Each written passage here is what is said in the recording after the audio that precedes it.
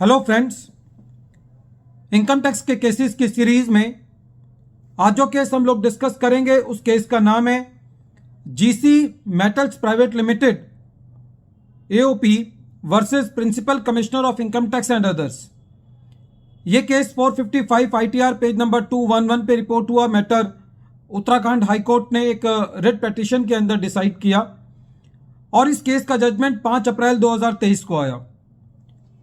Friends, ये case section 119 के ऊपर है, जो कि आजकल काफ़ी यूज़ होता है क्योंकि इनकम टैक्स एक्ट के अंदर जो टाइमलाइंस हैं एसएससी के लिए वो बहुत ही स्ट्रिक्ट कर दी गई हैं और काफ़ी जगह ऐसे प्रोविजंस हैं जहां पर एसएससी अपना यदि कोई फॉर्म टाइम पर फाइल नहीं करता तो एसएससी को एग्जम्पशन नहीं मिलेगी। यदि एसएससी अपनी रिटर्न टाइम पर फाइल नहीं करता तो एसएससी का लॉस कैरी फॉरवर्ड नहीं होगा। तो काफ़ी जगह ऐसी परिस्थिति बन जाती है कि जहां पर एसएससी को अपना रिफंड क्लेम करना होता है या लॉस कैरी फॉरवर्ड करना होता है और जिसके लिए एसएससी को कंडोनेशन की एप्लीकेशन लगानी पड़ती है उस केस में जहां पर एसएससी ने टाइम पर अपनी रिटर्न फाइल नहीं की या कोई फॉर्म टाइम पर फाइल नहीं किया। एक कानून का एक सिंपल सिद्धांत है कि यदि लिमिटेशन एक्सपायर हो जाती है तो लॉ जो है वो रेमेडी को बार कर देता है, चाहे हमारा राइट अभी एक्सटिंग्विश ना हुआ हो।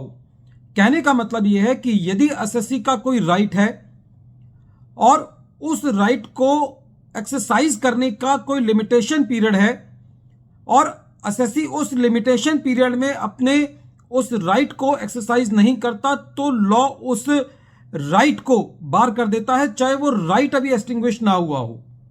उदाहरण के तौर पर यदि कोई एसएससी का रिफंड बनता है और एसएससी ने अपनी रिटर्न टाइम पर फाइल नहीं की और एसएससी को अपनी कंडोनेशन की एप्लीकेशन 6 साल के अंदर फाइल करनी है और एसएससी अपनी कंडोनेशन की एप्लीकेशन 6 सालों के अंदर फाइल नहीं करता तो एसएससी फिर अपना रिफंड नहीं ले पाएगा, चाहे एसएससी का रिफंड डिपार्टमेंट के प्रति अभी भी ड्यू हो।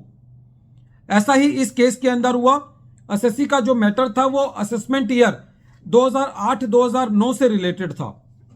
एसएससी का कोई टीडीएस गलत पैन नंबर पर कट गया था, बाद में एसएससी ने वो ठीक कराया, लेकिन जो एसएससी ने सेक्शन 154 की जो एप्लीकेशन लगानी थी वो with in 4 years from the end of the relevant assessment year लगानी थी। एसएससी का रेलिवेंट असेसमेंट ईयर 2008-9 है। यदि हम 4 साल कैलकुलेट करें तो एसएससी को जो रेक्टिफिकेशन की एप्लीकेशन फाइल करनी थी वो 31 मार्च 2013 तक करनी थी, जो एसएससी ने नहीं की। एसएससी के पास राइट था कि एसएससी कंडोनेशन में चला जाता कि एसएससी ने जो एप्लीकेशन नहीं लगाई तो जो कंडोनेशन का सर्कुलर है, सर्कुलर नंबर 9 2015 का, उसकी क्लॉज 3 ये कहती है कि यदि एसएससी को कंडोनेशन में जाना है तो जिस असेसमेंट ईयर की कंडोनेशन है उस असेसमेंट ईयर के 6 साल के अंदर जाना है। इस केस के अंदर कंडोनेशन असेसमेंट ईयर 2008-9 की है। यदि उससे 6 साल कैलकुलेट करते हैं तो वो कंडोनेशन भी एसएससी को 31 मार्च 2015 तक फाइल कर देनी चाहिए थी, लेकिन एसएससी ने इस केस में कंडोनेशन 7 जुलाई 2021 को फाइल करी, जो कि central board of direct taxes ने यह कह के रिजेक्ट कर दी कि ये विद इन टाइम लिमिट नहीं है, जो कि डिपार्टमेंट का सर्कुलर नंबर 9 2015 का कहता है।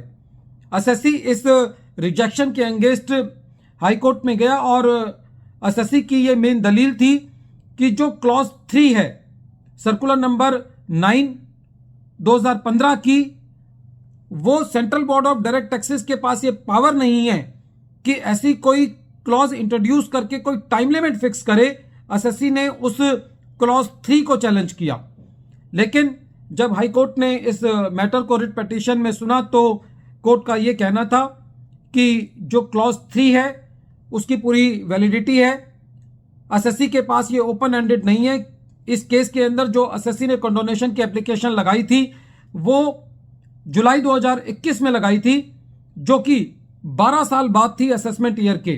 तो हाई कोर्ट का यह कहना था कि एसएससी को कंडोनेशन की एप्लीकेशन और 2 सालों के अंदर लगा देनी चाहिए थी। 4 साल जब एसएससी को 154 फाइल करने का टाइम था, उसके 2 साल, क्योंकि टोटल पीरियड जो है कंडोनेशन का 6 साल है, तो एसएससी ने उन 2 सालों को भी अवेल नहीं किया।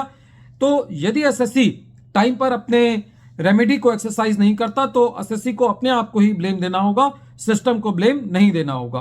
तो इस तरीके से उत्तराखंड हाईकोर्ट ने भी एसएससी की रिट पिटीशन को जो है वो नहीं एक्सेप्ट किया।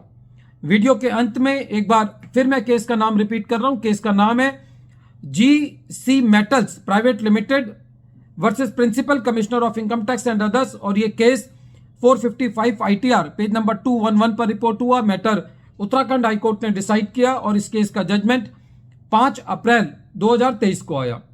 Thank you friends.